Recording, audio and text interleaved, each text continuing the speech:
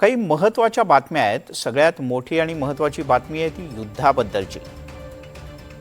इराणनं अमेरिकेचं एक असं विमान पाडलंय ज्याची किंमत काहीशे कोटींच्या घरात आहे। त्यामुळे ही जी युद्धबंदी जाहीर केली आहे त्यामागचं कारण नेमकं काय आहे?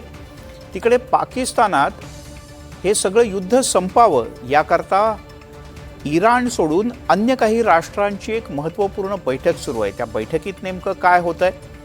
एवढंच नाही तर महाराष्ट्रातल्या तुमच्या माझ्या दृष्टीने महत्त्वाच्या दोन बातम्या आहेत। एक म्हणजे राज्यात विविध ठिकाणी अवकाळी पाऊस आजही झालाय।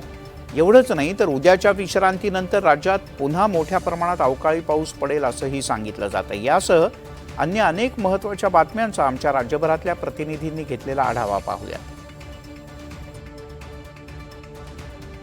महिना उलटला तरी पश्चिम आशियातील युद्ध थांबलेलं नाहीये। अमेरिका इस्रायलच्या प्रत्येक हल्ल्याला तितक्याच आक्रमकतेनं इराण हे उत्तर देतंय। त्यामुळे तितक्यात काही युद्ध थांबण्याची चिन्ह दिसत नाहीये। अशात पाकिस्ताननं मात्र समेट घडवून आणण्याचा विडा उचलल्याचं दिसतंय। इराणसोबतचं युद्ध संपवण्यासाठी पाकिस्तानची राजधानी असलेल्या इस्लामाबादमध्ये सौदी अरेबिया, तुर्की आणि इजिप्तच्या परराष्ट्र मंत्र्यांची बैठक सुरू झाली आहे। या बैठकीचं आयोजन स्वतः पाकिस्ताननं केलंय।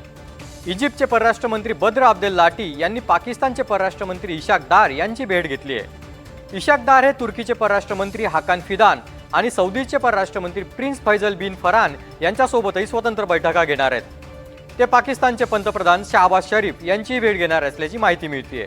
पाकिस्ताननं अमेरिका आणि इराण यांच्यात मध्यस्थी करण्याची भूमिका बजावण्याचा प्रस्तावही दिला आहे। तसेच पाकिस्तानने इराणला 15 कलमी अमेरिकन प्रस्ताव सादर केला आहे।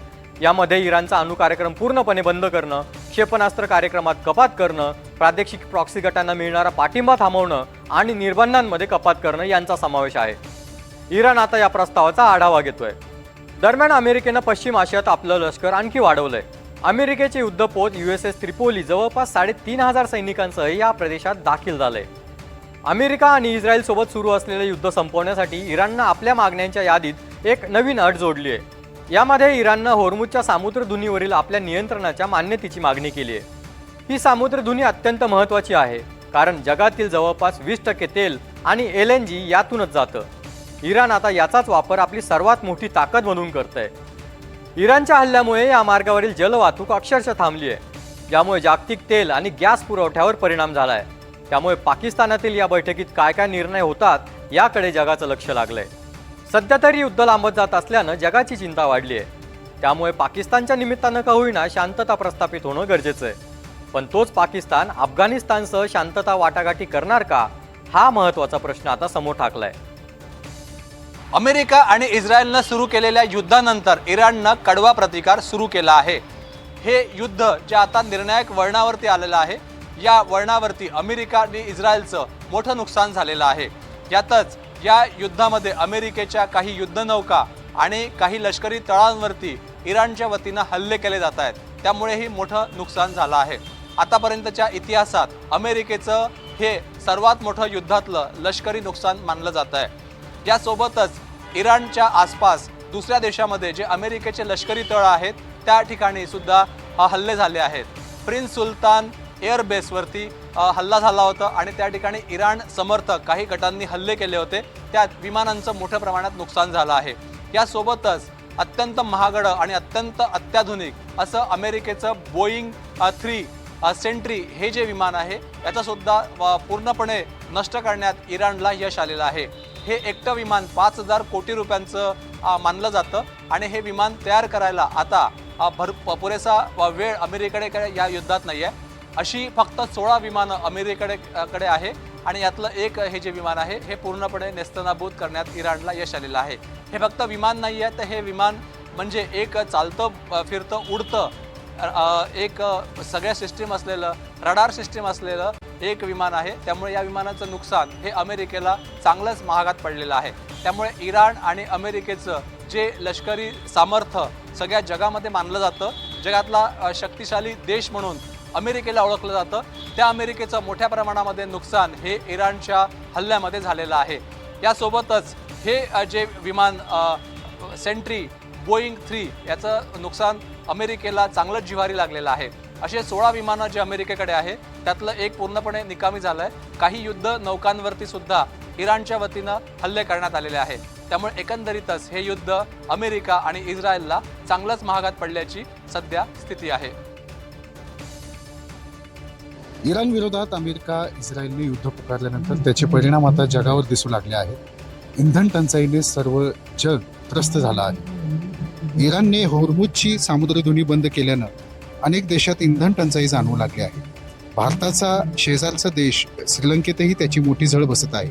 अशावेळी संकटात सापडलेल्या श्रीलंकेच्या पाठीत चीननं देखील खंजीर खुपसला असल्याचं चित्र आहे. तर दुसरीकडे भारताने या संकटात श्रीलंकेला मदत पुरवली आहे.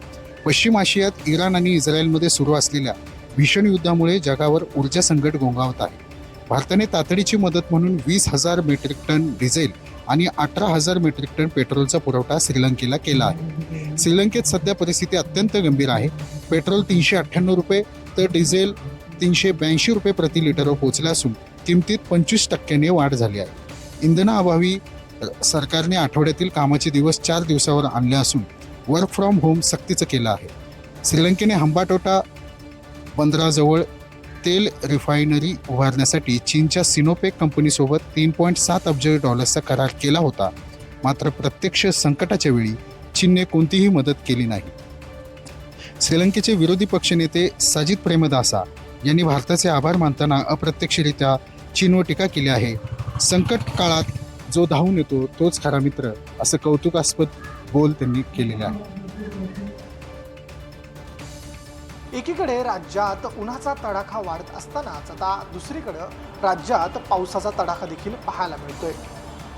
राज्यात मोठा वातावरणीय बदल पाहायला मिळत असून वादळी वाऱ्यासह पाऊस होताना दिसतोय. वादळ वारा गारपिटीमुळे शेती पिकांना मोठा फटका बसतोय.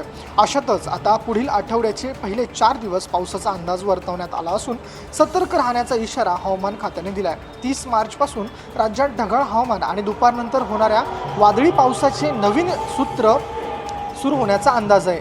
30 मार्च रोजी प्रामुख्याने खानदेश, मराठवाडा, पश्चिम विदर्भ तसेच मध्य महाराष्ट्रातील घाट परिसरातील जिल्ह्यांमध्ये विजांचा कडकडाट, वादळी वारे, पाऊस आणि काही ठिकाणी गारपिटीची शक्यता वर्तवण्यात आहे. उर्वरित विदर्भात देखील काही प्रमाणात हवामान बदल दिसून येऊ शकतो. 30 मार्चच्या तुलनेत 31 मार्च रोजी एकंदरीत वादळी पावसाचे प्रमाण कमी होण्याची शक्यता आहे. मात्र या भागांमध्ये काही प्रमाणात अस्थिर हवामान आणि वादळी पाऊस पडू शकतो. त्यानंतर 1 ते 4 एप्रिल दरम्यान वादळी पावसाचे प्रमाण वाढण्याचा प्राथमिक अंदाज आहे. रब्बी पिकांची काढणी सुरू असल्याने काढणी केलेली पिके सुरक्षित ठिकाणी साठवून ठेवावीत किंवा झाकून ठेवण्याची व्यवस्था करावी. तसेच वादळी वारे, पाऊस आणि संभाव्य गारपिटीपासून पिकांचे नुकसान टाळण्यासाठी आवश्यक ती खबरदारी घ्यावी असे आवाहन कृषी विभागाकडून करण्यात येत आहे. मेघगर्जना आणि विजेच्या कडकडाटाच्या वेळी नागरिकांनी व शेतकऱ्यांनी स्वतःची तसेच पाळीव जनावरांची सुरक्षितता सुनिश्चित करावी. अशावेळी झाडाखाली, टीन शेडखाली तसेच विद्युत ट्रान्सफॉर्मर खाली वीज खांब आणि विद्युत वाहिन्यांच्या जवळ उभे राहणे टाळावे असं आवाहन या निमित्तानं करण्यात येत आहे. कॅमेरा पर्सन उदय गंगवणेंसह मी ऋतिक गणकवार, NDTV मराठी, मुंबई. राष्ट्रवादी काँग्रेस पक्षाचे प्रदेशाध्यक्ष सुनील तटकरे यांच्यावर वारंवार पक्षफोडीचे आरोप जे आहेत ते होताना पाहायला मिळत होते. त्यातच मंत्री अदिती तटकरे यांच्या मतदारसंघात असणाऱ्या माणगावमधील इंदापूर येथे नवनिर्वाचित पंचायत समिती सदस्य तसेच जिल्हा परिषद सदस्य यांच्या सत्काराचा कार्यक्रम आयोजित करण्यात आला होता. या कार्यक्रमामध्ये दिवंगत नेते अजित पवार तसेच उपमुख्यमंत्री सुनेत्रा पवार यांचे फोटो नसल्याचं समोर आलेलं आहे. या कार्यक्रमाच्या व्यासपीठामागे असणाऱ्या बॅनरवरती सुनील तटकरे असतील, मंत्री अदिती तटकरे असतील तसेच माजी आमदार अनिकेत तटकरे यांचे फोटो होते. मात्र कुठल्याही पक्षश्रेष्ठींचे फोटो नसल्यामुळे विविध चर्चा ज्या आहेत ते रायगड जिल्ह्यात पाहायला मिळत आहेत. त्यातच राष्ट्रवादी शरदचंद्र पवार पक्षाचे प्रवक्ते विकास लवंडे यांनी या संदर्भातली पोस्ट सोशल मीडियावर टाकल्यानंतर या वेळेला सुनील तटकरे यांच्यावरती विविध टीका झाल्याचे संपूर्ण महाराष्ट्रातून पाहायला मिळत आहेत. छत्रपती संभाजीनगरच्या राजकारणात आज दिवसभर चर्चा सुरू होती ती संदीपान भुमरे यांचा चालक जावेद शेखवर दाखल करण्यात आलेल्या गुन्ह्याची. जावेद शेखवर बनावट हिबानामा करून दिल्याच्या आरोपानंतर गुन्हा दाखल करण्यात आलेला आहे. आपण बघितलं तर गेल्या काही दिवसांपासून या सगळ्या प्रकरणाची चौकशी सुरू होती, सोबतच चर्चा देखील सुरू होती. जावेद शेख हा संदीपान भुमरे आणि आमदार विलास भुमरे यांचा चालक आहे आणि त्यानेच हैदराबाद येथील एका व्यक्तीकडून हिबानामा करून जमीन घेतली होती. ही जमीन तब्बल 241 कोटी रुपयांची असल्याचा दावा करण्यात येतोय. शहरातील मोक्याच्या ठिकाणी ही जमीन होती. मात्र या सगळ्या मागे संदीपान भुमरे आणि त्यांच्या मुलाचा हात असल्याचा देखील आरोप करण्यात आला होता आणि त्यामुळेच परभणीतील मुजाहिद खान यांनी या सगळ्या प्रकरणात शहर पोलिसात तक्रार दाखल केली होती। त्यांच्या तक्रारीनुसार हैदराबादचा जो मूळ मालक आहे त्याने जावेद शेखला हिबानामा करण्यापूर्वी आपल्याला हिबानामा करून दिला होता, मात्र आपली फसवणूक करून त्याने जावेद शेखला पुन्हा एकदा हिबानामा करून दिल्याचा आरोप केला होता आणि त्यानंतर आर्थिक गुन्हे शाखेकडून या सगळ्या प्रकरणात चौकशी सुरू होती। अनेकदा जावेद शेखचा जबाब देखील पोलिसांनी नोंदवला होता आणि मूळ मालक जो हैदराबादचा आहे त्याच्या आणि त्याच्या कुटुंबाचा देखील जबाब नोंदवला होता। या सगळ्या प्रकरणानंतर आता पोलिसांनी प्रत्यक्षात गुन्हा दाखल केलेला आहे आणि या गुन्हा दाखल केल्यानंतर आता जावेद शेखची चौकशी देखील होण्याची शक्यता आहे। मात्र या सगळ्या प्रकरणात आणखी एक चर्चा होते ती म्हणजे जर 241 कोटी रुपयाची जमीन जावेद शेखच्या नावावर असेल तर त्याचे मालक संदीपान भुमरे आणि विलास भुमरे यांची प्रॉपर्टी कितीची असेल याबाबत देखील जोरदार चर्चा सुरू आहे। आता पोलिसांच्या तपासात नेमकं काय काय समोर येतं हे देखील पाहणं महत्त्वाचं असणार आहे। मात्र या सगळ्या प्रकरणाची शहरात जोरदार चर्चा सुरू आहे, तेवढीच चर्चा राजकारणात देखील पाहायला मिळते। देशातील सर्वात मोठा नक्षली नेता, मोस्ट वॉन्टेड नेता भूपती याने मागील वर्षी 15 ऑक्टोबरला गडचिरोली येथे मुख्यमंत्री देवेंद्र फडणवीस यांच्या समोर 60 नक्षल्यांसह आत्मसमर्पण केलेला होता। त्यावेळेस त्याच्यासोबत अत्याधुनिक शस्त्रे सुद्धा होती। ते अत्याधुनिक शस्त्रे खाली ठेवत त्याने संविधानाचा स्वीकार करत आत्मसमर्पण केलेला होता। ही घटना फार मोठी घटना होती। त्यावेळेस संपूर्ण देशाचं लक्ष या भूपतीकडे लागलेलं होतं। त्याच भूपतीशी NDTV मराठीने काही संवाद साधलेला आहे। त्या संवादात अनेक काही गोष्टी माहिती मिळालेल्या आहे। भूपतीने सांगितलं होतं की नोटबंदीचा फटका त्यांना सुद्धा बसला होता, जसं साधारण ग्रामीणना सुद्धा बसलेला तसंच त्यांना सुद्धा बसलेला होता आणि नोटबंदीमुळे त्यांना काही ज्या गोष्टी खरेदी करायच्या होत्या त्या खरेदी करायला मिळालं नाही, कारण की नोटबंदीमुळे अनेक नोटा त्यांना असे फेकण्यात घालावं लागलं होतं असं भूपतीनं सांगितलं होतं। भूपतीने माओवादीचा नेता गणपती याच्याविषयी ज्यावेळी चर्चा केली असता त्यांनी सांगितलं की तो गणपती हा कुठे गेलेला आहे हे सुद्धा त्याला माहिती नाही असं सुद्धा त्यांनी सांगितलेलं आहे। पुन्हा भूपतीने हे सुद्धा सांगितलेलं आहे की भारतामध्ये प्रत्येक नागरिकांना जर सवलती जर मिळाल्या तर नक्षलवाद पुन्हा फोफावणार नाही असं भूपतीनं सांगितलेलं आहे। भूपतीनं अनेक काही अशा आपल्या आठवणी सांगितलेल्या आहे। महत्वाचा विषय म्हणजे भूपतीने हे सुद्धा सांगितलेलं आहे की संविधानाचा स्वीकार करून ते आता लढाई करतील, संविधान स्वीकारून ते आता आपल्या इच्छा पूर्ण करतील, आता पुन्हा शस्त्र ते उठवणार नाहीत किंवा शस्त्र नक्षलवाद पुन्हा येणार नाही असं त्याचं म्हणणं होतं। महत्वाचा विषय म्हणजे त्यांनी आपल्या साथीदाराला आव्हान सुद्धा केलेलं आहे की तुम्ही परत या, तुम्ही शरणागती पत्करा, तुम्ही आत्मसमर्पण करा आणि शासनाचे जे काही सवलती आहे, शासनाच्या जे काही योजना आहेत त्याचा लाभ घ्या व हे रक्तरंजित जे कार्यक्रम आहे हे पूर्णपणे बंद करा असं भूपतीने NDTV मराठीशी बोलताना सांगितलेलं आहे। भाजप नेत्या तथा राज्याच्या कॅबिनेट मंत्री पंकजा मुंडे यांच्या संपर्क कार्यालयाचं काल अंबाजोगाई शहरात उद्घाटन करण्यात आलं। या प्रसंगी मंत्री पंकजा मुंडे यांनी लोकसभा निवडणुकीत झालेला पराभव आणि विधानसभा निवडणुकीतील घटनांवरती भाष्य केलं। आक्रमक पद्धतीने त्या या प्रसंगावरती बोलल्या। यावेळी बोलताना पंकजा मुंडे असं म्हणाल्या की राजकारणात काही बदमाश लोक देखील आहेत, तसेच काही चांगले लोक देखील आहेत।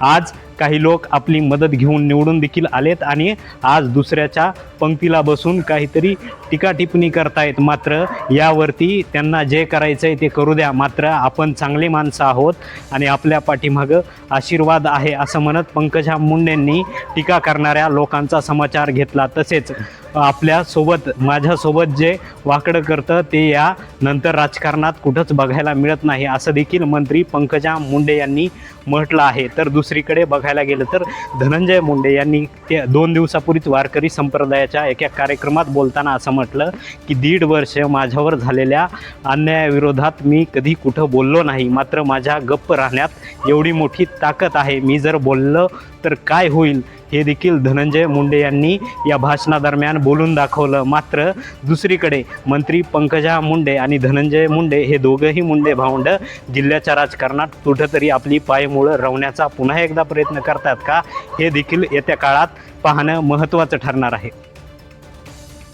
मार्च महिना संपण्यासाठी अवघे 2 दिवस उरलेत। 1 एप्रिलपासून नवीन आर्थिक वर्ष सुरू होईल। नवीन आर्थिक वर्षाचा पहिला महिना म्हणजेच एप्रिलमध्ये 14 दिवस बँक सुट्ट्या असतील। त्यामुळे जर तुम्ही एप्रिलमध्ये कोणत्याही महत्त्वाच्या कामासाठी बँकेत जाण्याचा विचार करत असाल तर आधी सुट्ट्यांचे कॅलेंडर नक्की तपासा। भारतीय रिझर्व्ह बँकेच्या सुट्ट्यानुसार पुढील महिन्यात बँक 14 दिवस बंद राहील, ज्यामध्ये रविवार आणि दुसरा व चौथा शनिवार तसेच काही सण विशेष प्रसंगांचाही समावेश आहे। देशभरातील बँका 1 एप्रिल रोजी बंद राहतील। या दिवशी चेक क्लिअरिंग किंवा काउंटरवर रोख रक्कम जमा करणे यासारखी कामे शक्य होणार नाहीत। थोडक्यात 1 तारखेला इयर एंडिंग, 3 एप्रिलला गुड फ्रायडे, 5 एप्रिलला रविवार, 11 एप्रिलला महिन्याचा दुसरा शनिवार, 12 तारखेला रविवार, तर 14 एप्रिलला बाबासाहेब आंबेडकर जयंती, 19 एप्रिलला रविवार, 20ला अक्षय तृतीया, 25 तारखेला चौथा शनिवार, तर 26 एप्रिलला रविवार देशभरातील बँका बंद राहतील. तेव्हा पुढच्या महिन्यात बँकेत जाण्याआधी कॅलेंडर नक्की पहा. राज्यातील वारकऱ्यांचं विठ्ठल भक्त ही वाट पाहत असतात ते आषाढी वारीची. यंदा माऊलींचा पालखी सोहळा 8 जुलै रोजी पुण्यातून पंढरपूरच्या दिशेने प्रस्थान ठेवणार आहे. मात्र यावेळेस हा पालखी सोहळा प्रस्थान करत असताना एक महत्त्वाचा बदल सुद्धा करण्यात आला आहे. पुण्यामध्ये दिंडी समाजाची एक बैठक पार पडली. त्यांनी असं सांगितले की पुण्यामध्ये ज्यावेळेस 2 दिवस माऊलींची पालखी पुण्यातील भवानी पेठेतील विठ्ठल मंदिरात मुक्कामी असते त्यावेळेस मोठा गदारोळ होतो, गर्दी देखील होती. मागच्या वेळेस त्यांनी प्रत्येक सांगतात ज्यावेळेस पालखी भवानी पेठेमध्ये आले त्यावेळेस मोठ्या प्रमाणावरती गर्दी झाली. त्यामुळे पालखीसोबत असणाऱ्या ज्या दिंड्या आहेत त्यांना यायला उशीर झाला. दुसऱ्या दिवशीही तसाच प्रत्यय आल्याचं त्यांनी म्हटलंय. त्यानंतर ज्यावेळेस पालखी पुण्यातून सासवडच्या दिशेने प्रस्थान करत होती त्यावेळेस ती सासवडला रात्री 11 वाजता पोहोचली. मोठा विलंब सुद्धा त्या ठिकाणी या पालखी सोहळ्याला पडला. त्यामुळे आता त्यांनी असा निर्णय घेतलाय की पुण्यातील जो मुक्काम 2 दिवस असतो तो 1 दिवस कमी करण्यात यावा आणि तो मुक्काम पुढे सासवडच्या पुढे असलेल्या वडकी या ठिकाणी घेण्यात यावा असं सुद्धा मागणी या समाज दिंडीच्या ज्या दिंडी मालक आहेत त्यांनी या बैठकीत घेतल्याचं पाहायला मिळतं. कारण आपण पाहिलं तर मागच्या वेळेस भवानी पेठेमध्ये ज्यावेळेस माऊलींची पालखी होती त्यावेळेस मोठ्या प्रमाणावरती तिथं गर्दी झाली, त्याचा फटका या दिंडी मालकांना बसला. त्याचबरोबर दुसऱ्या दिवशी आपण पाहिलं तर सासवड ते दिवे घाटाच्या दरम्यान घाटाचं काम सुरू आहे. त्यामुळे ही पालखी काही काळ उशिराने पुढे सरकत होती. त्यामुळे रात्री 11 वाजेपर्यंत या पालखीला सासवडमध्ये पोहोचायला वेळ लागला. तर दुसरीकडे आपण पाहिलं तर दरवर्षी माऊलींच्या पालखीचं प्रस्थान हे सायंकाळी 4 वाजता असतं, त्यामुळे सुद्धा विलंब होतं अशा सुद्धा सूचना त्या बैठकीमध्ये मांडण्यात आल्या. त्यामुळे खबरदारीमधून यंदा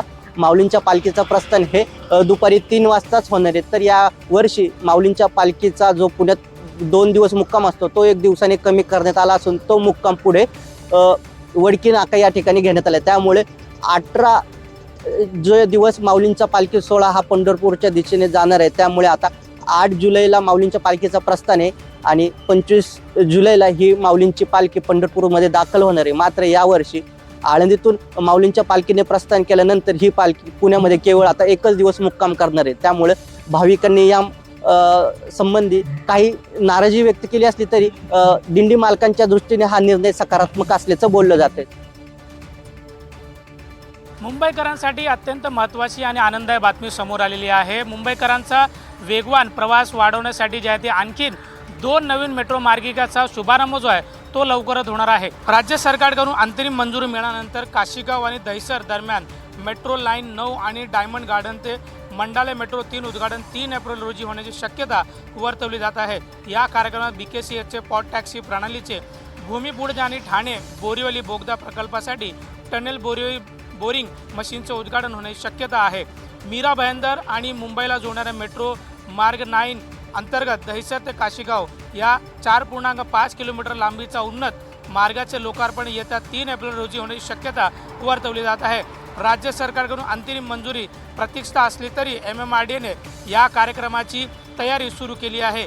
या सोहळ्यात केवळ मेट्रोचे उद्घाटनच नव्हे तर BKCमधील पॉट टॅक्सी प्रकल्पाचे भूमिपूजन आणि ठाणे बोरिवली भुयारी मार्ग प्रकल्पाचा TBM कार्यान्वित करण्याचा शुभारंभ देखील मुख्यमंत्री देवेंद्र फडणवीस आणि उपमुख्यमंत्री एकनाथ शिंदे, उपमुख्यमंत्री सुनेत्रा पवार यांच्या उपस्थित होण्याची शक्यता वर्तवण्यात आलेली आहे.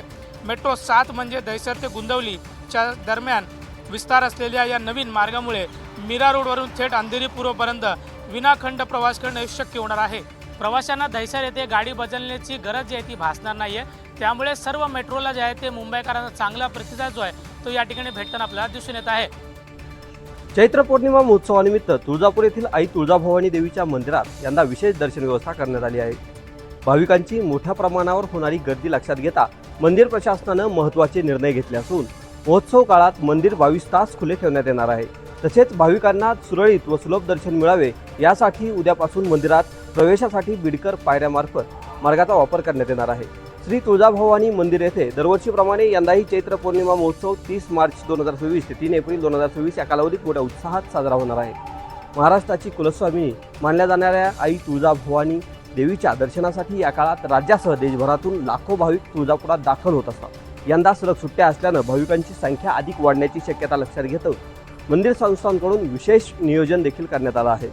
त्यानुसार 31 मार्च रोजी मध्यरात्री 1 वाजल्यापासून ते 5 एप्रिल रोजी रात्री 11 वाजेपर्यंत भाविकांना बिडकर पायऱ्यांमार्फत मंदिरात प्रवेश देण्यात येणार आहे। गर्दीचं योग्य नियोजन करण्याच्या दृष्टीनं या कालावधीत काही महत्त्वाचे बदल करण्यात आले आहेत। महोत्सव काळात VIP दर्शन आणि रेफरल दर्शन पास पूर्णपणे बंद ठेवण्यात येणार आहे। तसेच 11 मार्च ते 2 एप्रिल या दरम्यान 500 रुपयांचा स्पेशल देणगी पासही बंद ठेवण्याचा निर्णय मंदिर संस्थांनं घेतला आहे। महाराष्ट्र गृहनिर्माण व क्षेत्र विकास प्राधिकरण अर्थात म्हाडाने मुंबईतील 2,500 पेक्षा जास्त घरांसाठी लॉटरी जाहीर केली आहे। कन्नमवार नगर विक्रोळी, पत्राचाळ सिद्धार्थनगर गोरेगाव, जुने माघाटणे बोरिवली, गोराई बोरिवली, सुभाषनगर चेंबूर, गांधीनगर वांद्रे, पंतनगर घाटकोपर इतकंच नाही तर गिरगाव, वडाळा, कोपरी पवई, माझगाव, तुंगा पवई, दादरचं लोकमान्य नगर इथल्या गृहनिर्माण प्रकल्पांमधील विविध उत्पन्न गटातील 2,640 सदनिकांच्या विक्रीसाठी सोडत जाहीर केली आहे। ऑनलाईन अर्ज नोंदणी व अर्ज भरणा प्रक्रियेला उद्यापासून सुरुवात होणार आहे। मुंबईतल्या या लॉटरीमध्ये अर्जदारांना नोंदणीसाठी व पात्रतेसाठी आधार कार्ड, पॅन कार्ड अर्जदाराने जाहिरात प्रसिद्ध झाल्यापासून मागील सलग 20 वर्षाच्या कालावधीत महाराष्ट्र राज्याच्या कोणत्याही भागामध्ये अर्जदाराचे किमान 15 वर्ष सलग वास्तव्य असल्याबाबतचं प्रमाणपत्र आवश्यक आहे। या सोडतीमध्ये सहभागी होण्याकरता अत्यल्प उत्पन्न गटासाठी रुपये 6 लाखापर्यंत वार्षिक कौटुंबिक उत्पन्न मर्यादा आहे। अल्प उत्पन्न गटासाठी 9 लाखापर्यंत तर मध्यम उत्पन्न गटासाठी 12 लाखापर्यंत वार्षिक कौटुंबिक उत्पन्न मर्यादा आहे। उच्च उत्पन्न गटासाठी उत्पन्न मर्यादा 12 लाख निश्चित करण्यात आली आहे। मुंबईत म्हाडाने मोठ्या प्रमाणात घरांची निर्मिती केली असून लॉटरीच्या माध्यमातून तुमचं मुंबईतलं घराचं स्वप्न पूर्ण करण्याची संधी उपलब्ध करून दिली आहे।